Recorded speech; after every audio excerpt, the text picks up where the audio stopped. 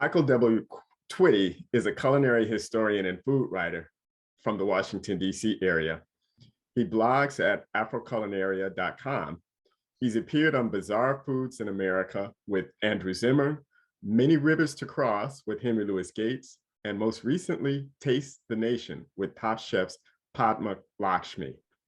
HarperCollins released Twitty's The Cooking Gene in 2017, tracing his ancestry through food from Africa to America and from slavery to freedom, a finalist for the Kirkus Prize and the Art of Eating Prize, and a third place winner of Barnes & Noble's Discover New Writers Awards in Nonfiction.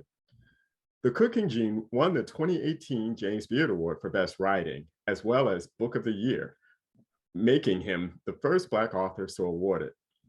His piece on visiting Ghana in Bon Appetit was included in Best Food Writing in 2019 and was nominated for a 2019 James Beard Award.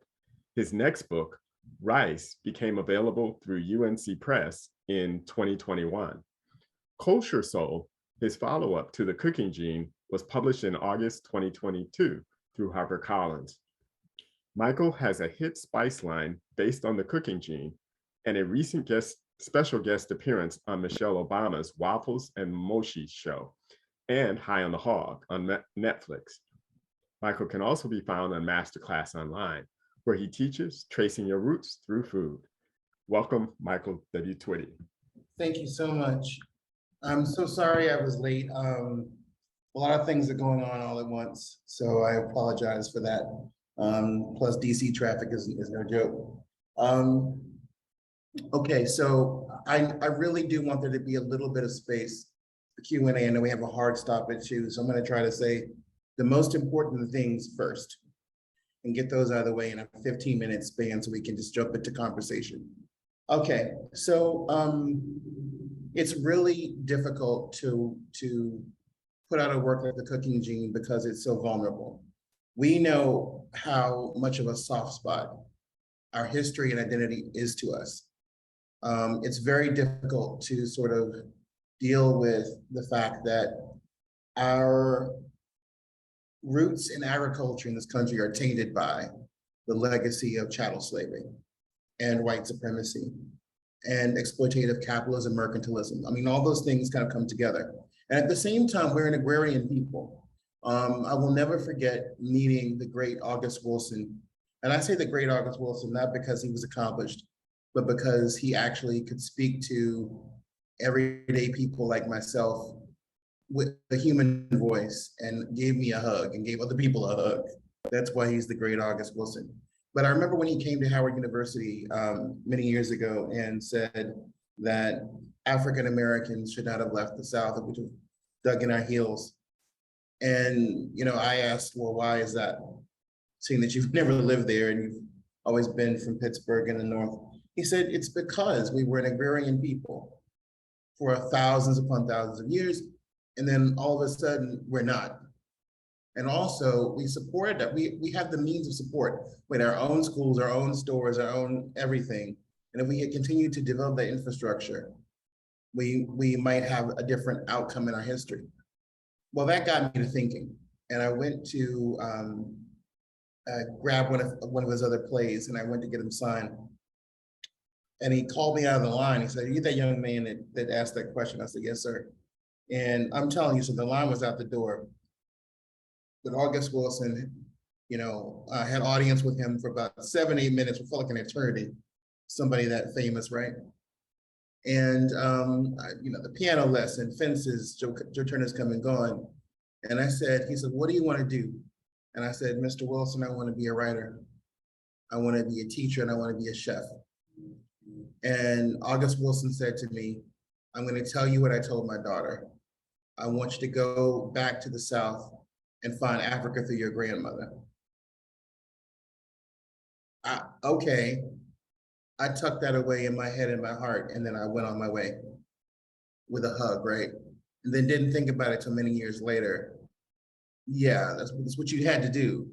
And that's the work that we all have to do. I mean, the rediscovery of who we are through the earth, through planting, through the soil, there's so many benefits. There's delayed gratification.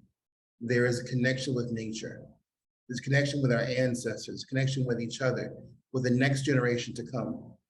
And we can't take that for granted. Those are part of a certain set of, for lack of a better term, African Atlantic, West Central African sensibilities that August Wilson, Toni Morrison, and many others celebrated and celebrate. We celebrate through their legacy. For me, just the idea that someone could label the fish pepper, the Thai fish pepper. I'm like, wait a minute, you don't look Thai to me. You ain't no Thai fish pepper. So what are you? And I did my homework and it was like, no, this is African American, an African American heirloom. So I would see things like Chinese sugarcane, which is actually African sorghum, and so on and so forth. So for me, at the very beginning of my journey, it was like, I'm seeing all these things that are rooted in Black communities and Black people and Black ingenuity. There are no pecans without us. Thank you to Antoine. We don't even know Antoine's last name. He was an enslaved man in Louisiana who perfected the grafting of the pecan trees, which led to a commercial pecan industry. There's no peanut industry in America. I know you think about George Washington Carver. It wasn't him. It was us long before that. There's no vanilla without us. There's so many different things that people take for granted, let alone okra, let alone watermelon, muskmelon, let alone sorghum and millet, let alone varieties of cotton. And we can go on all day long. But it's not just the actual ingredients and plants. It is the ingenuity of our mothers. It is the ingenuity of our grandfathers that we need to take, take very seriously.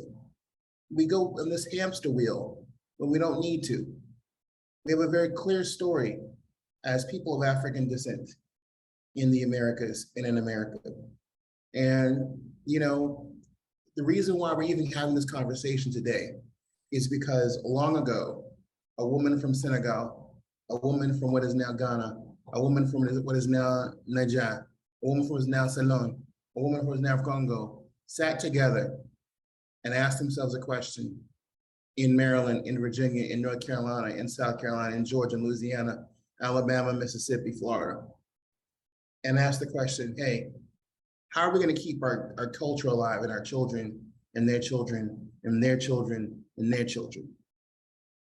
We're going to teach them a reverence for nature. We're going to teach them how to make okra soup. We're going to teach them to love rice. We're going to teach them to eat their yams, teach them to eat their greens.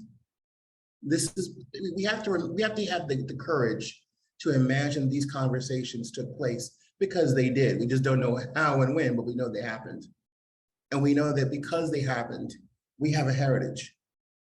It's one of the biggest things for me is the empowerment of knowing that red clay, that loam soil, that sandy soil, that alluvial mud is a part of our very DNA.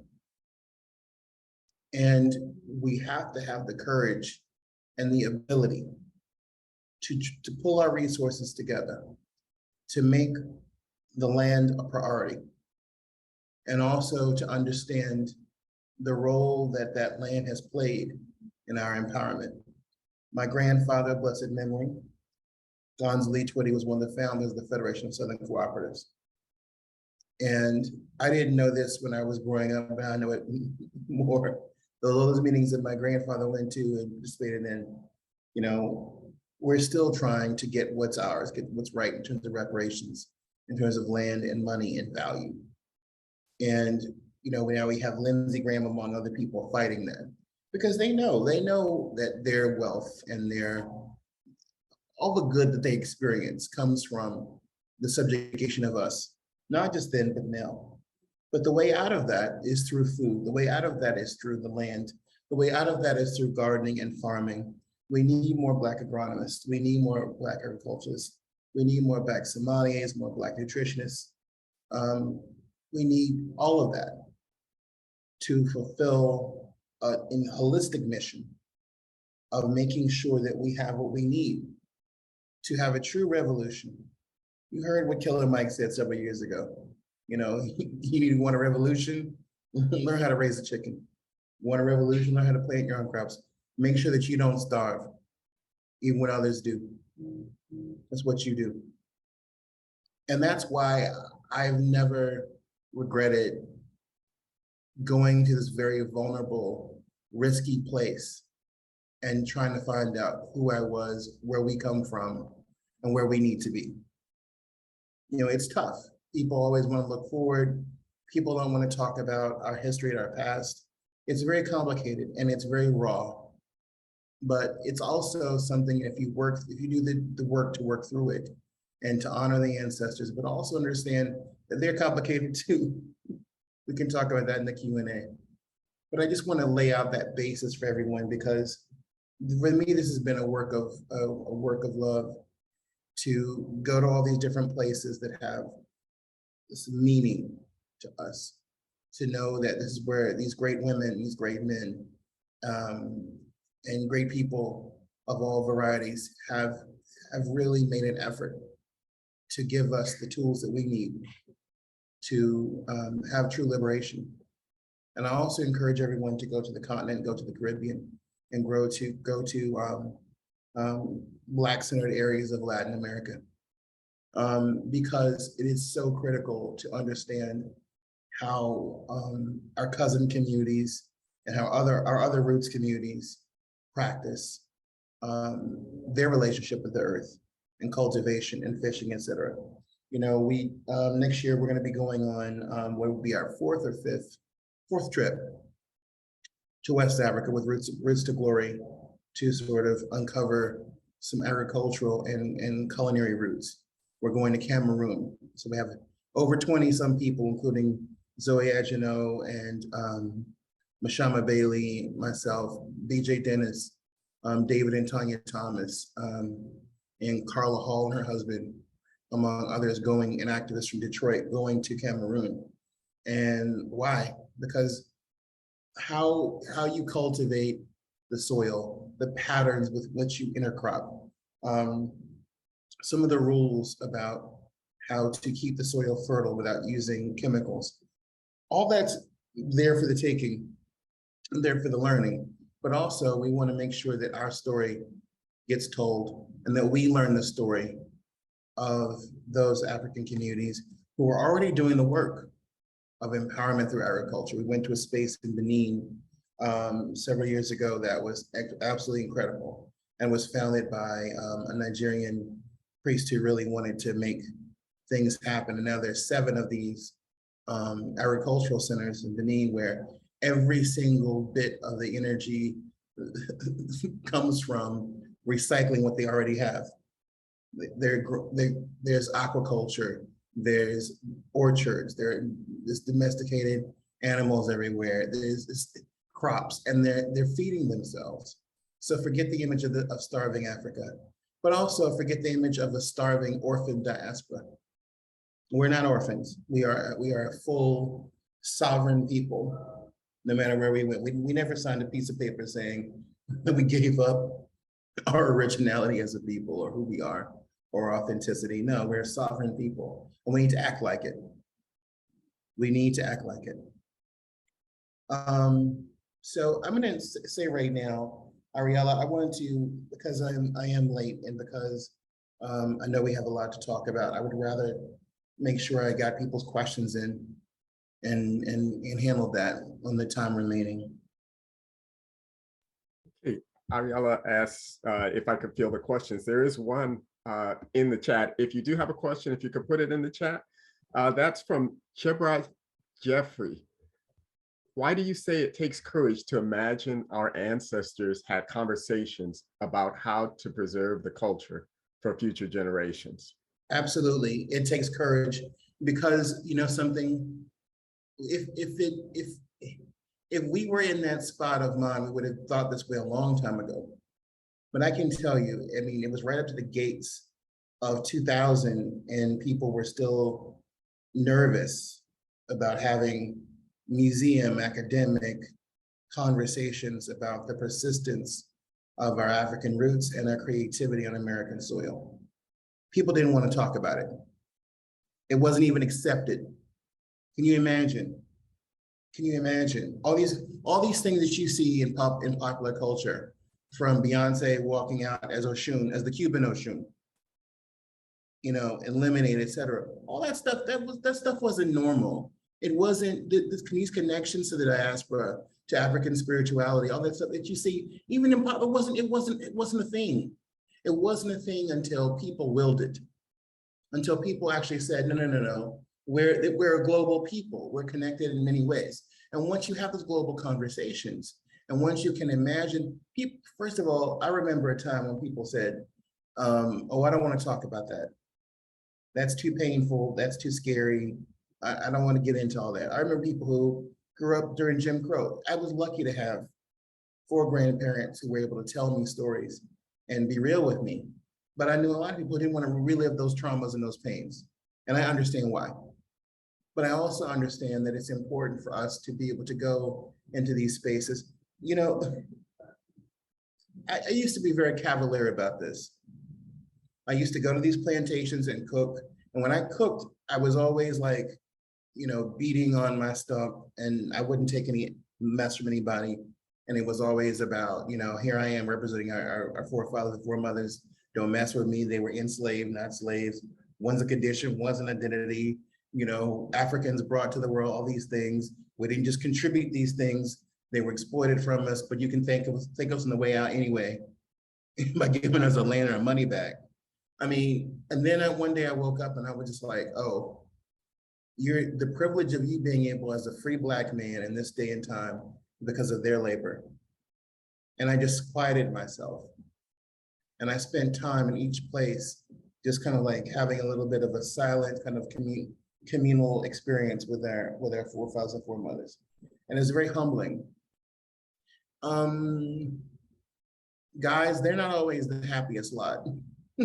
Sometimes they're I mean, I'm gonna be a little bit, non-rational at this point, forgive me. But sometimes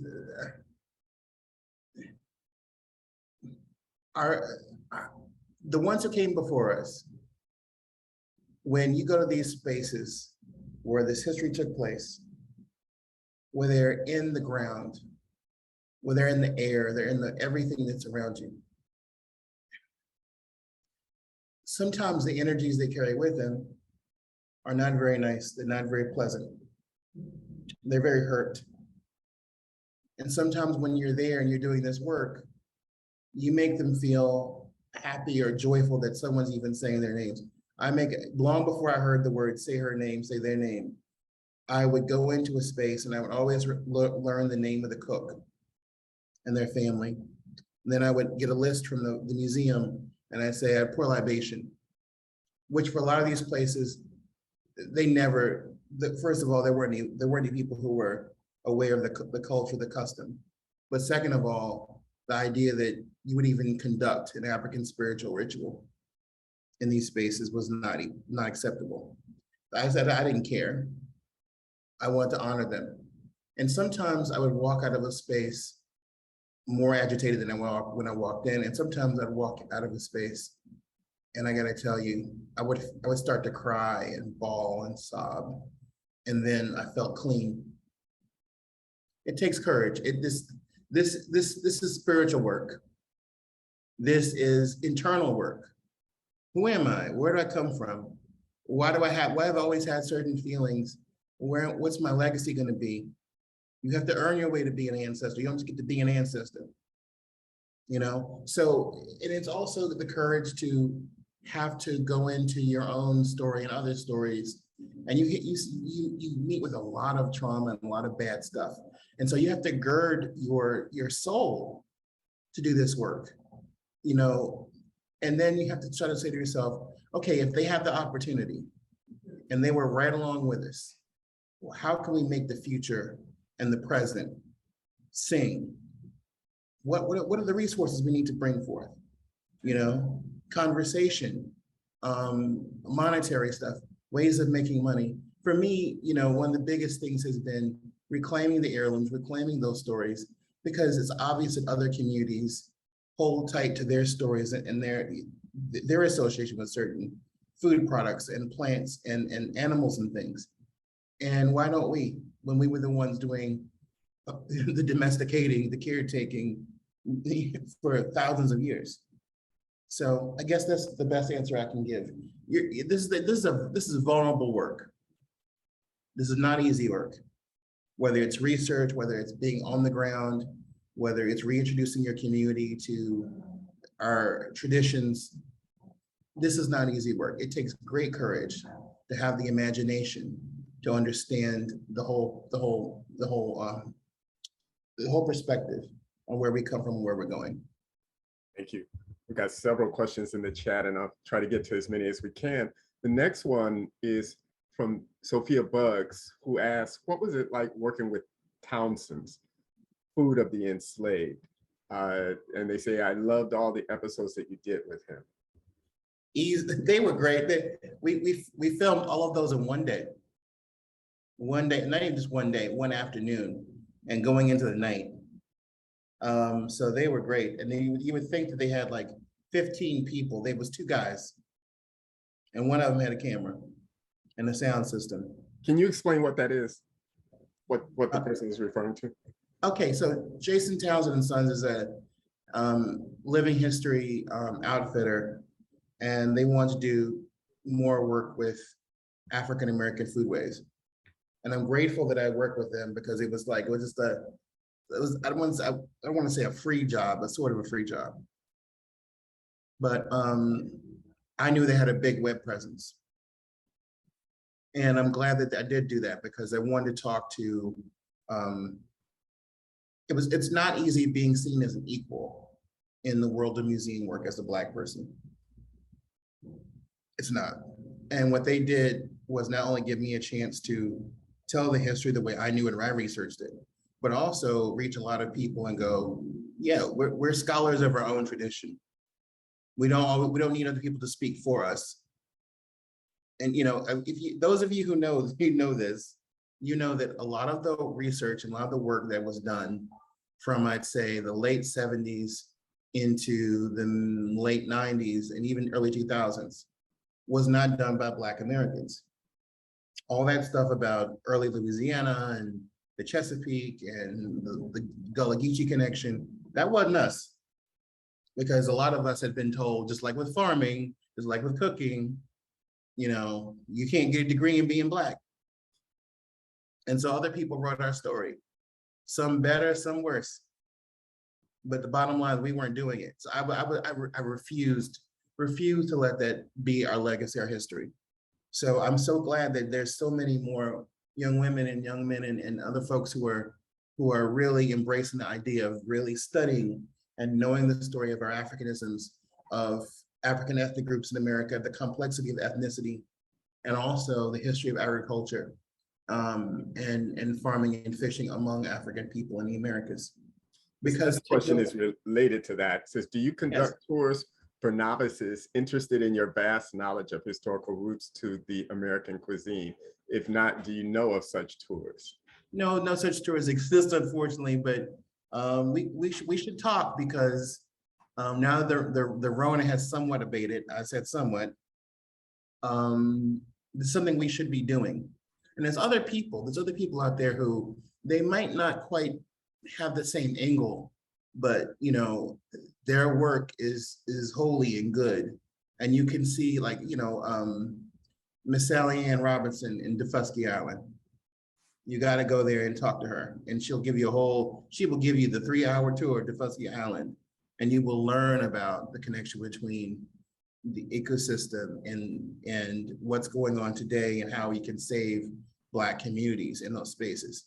I did see a beautiful kind of question about, limited financial means, how do we begin that healing journey? I'm going to tell you right quick. So here's the deal. Acquire for yourself any one of the African varieties of basil. Now, basil isn't just Mediterranean or Asian. It is also indigenous to Africa as well. Why do I say basil? First of all, you can grow basil on a fire escape, go basil in front of your door, you can grow basil in a little patch.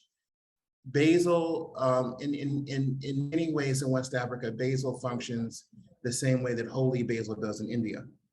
They're totally different connections, but it's the same kind of meaning of basil being something that purifies, protects you from evil. It's also used in food and medicine. You start small that way. You start with an okra plant or two, but I mean, I like Eritrean basil or blue basil, or if you can really get them, the varieties of basil from West Africa, they're called part minja, okay, or a scent leaf, one of the two. And what's the sister in I met in Brooklyn? Echo, I think it's Echo Farms. Yes, she has in Williamsburg. She grows scent leaf there. I'm trying to find out if she can get us some seed to grow, because it you know, everywhere I went in West Africa, I saw what my grandmothers taught me. I had one grandmother from Virginia, one grandmother from Alabama. They both taught me the same thing. Basil keeps evil at your house. I didn't know what they meant. I just said, okay, that's what I'm gonna do. And then when I went to Senegal, when I went to Niger, when I went to Salondem, everybody grows basil in Ghana. Everybody grows basil right under the eaves of their windows or by the front door. And I'm just like, oh my God, like, wow, like it shouldn't surprise me anymore, right? The number of things that we tucked away and hid. But it's just like, oh, that's a serious connection. So you best believe in these degenerate days of Rona and Herschel Walker, I got all kind of basil growing around my house. Take me from these fools. We had a question from Steve McQueen. He asked, did you search through your own genealogy to find the genealogy of the food, or did you follow the food to discover your own history? Either way, both ways. I did each one. I think that when you kind of trace the certain foods in your family, it kind of leads you to some of those stories, narratives, and points. I mean, foods have dates that they enter into our cultures and our worlds. They're not just, it's not as random as it seems. And so to be able to sort of like, you know, follow those ingredients was important.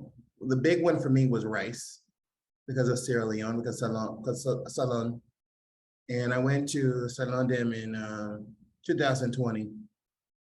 And I was able to, you know, retrace the route of my 6th great grandmother, and also ancestors on my father's side as well.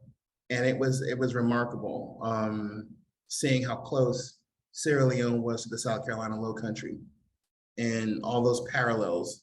But it just, you know, this is what you do. I want the cooking gene to be a blueprint for all of us.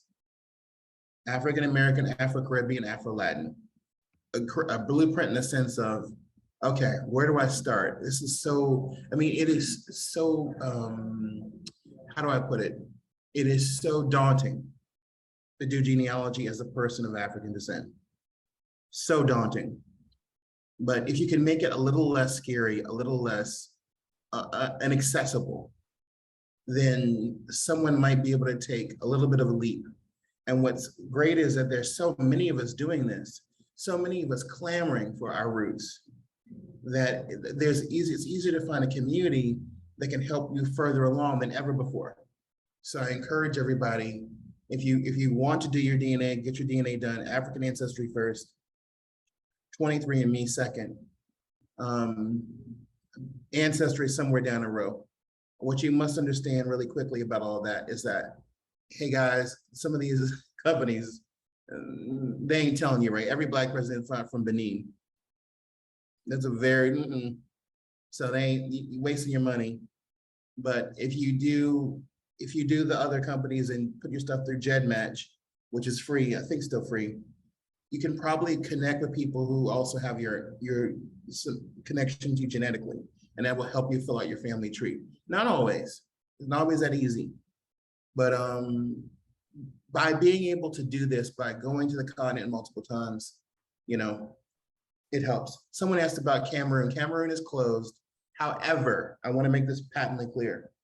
We are, if the world opens up a little bit more and more through 23 and 24 and 25, I think it's really critical that we make sure that, you know, everyday folks, and one of the big things for me has been going in my pocket, raising money to make sure we can get everyday folks to the continent.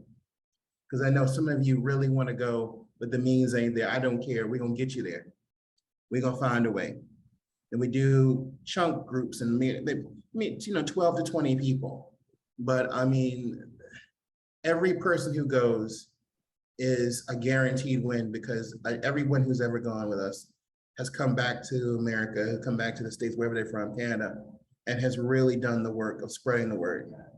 So Ariella, what we're gonna do is we're gonna create, you and me, a little bit of a listserv kind of deal.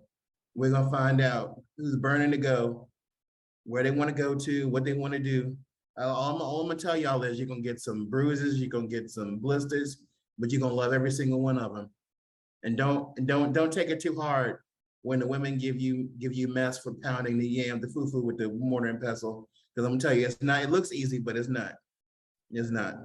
Yeah. I think we might have time for one final question. This is from Francois Kazmachuk, who is mentoring a young woman and who wants to be a food historian. And they ask, could you share with us your path to becoming a food historian? Sure. Read everything. There's so many things that need to be told. We don't know. We need to know more about the Great Migration. We need those stories recorded. Guys, we have so many people who immigrated to England and Canada and the United States and other places. We have the foodways of the Garifuna community. We have different, now we have multiple generations of Asian Americans, right? Now we have people whose roots go from Virginia to Louisiana to LA, back to Louisiana, up to down over to Atlanta. I mean, all of this needs to be recorded. Somebody has to do the work. And that somebody can't just be one or two people. It has to be a lot of us.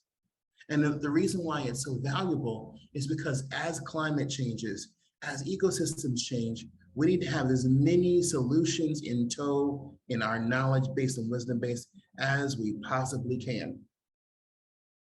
So important. So, and also write. And also don't be afraid of these buffer out here. Don't be afraid of them. Don't let people's sheepskin scare you. You own the source code. You are the source code. Do you hear me? You listen, honey. The day I learned that this, it's not even the phenotype. It's the blood and the bone beneath it, the genes beneath it. Were part of my source code. Couldn't nobody tell me nothing. When I walked out of synagogue with my name, couldn't nobody tell me nothing. So I want you to do the same. I want you to have that imagination, have that drive, have that ambition. And I want you to write and research and learn, and also tell stories that haven't been told before, and tell your own family stories. Think about the people, think about the fact that we have Black geographies, food geographies that are being obliterated through gentrification, and those that are arising anew because of the Rona. We don't have any of this stuff on paper. We have none of this stuff on digitized. So we have so many things to do, but always remember the history is only as good as the practical solutions it creates. It's only as good as that. So you have to have a practical purpose for it. Thank you. We are a couple minutes before 2, so I think we'll have to end on that wisdom.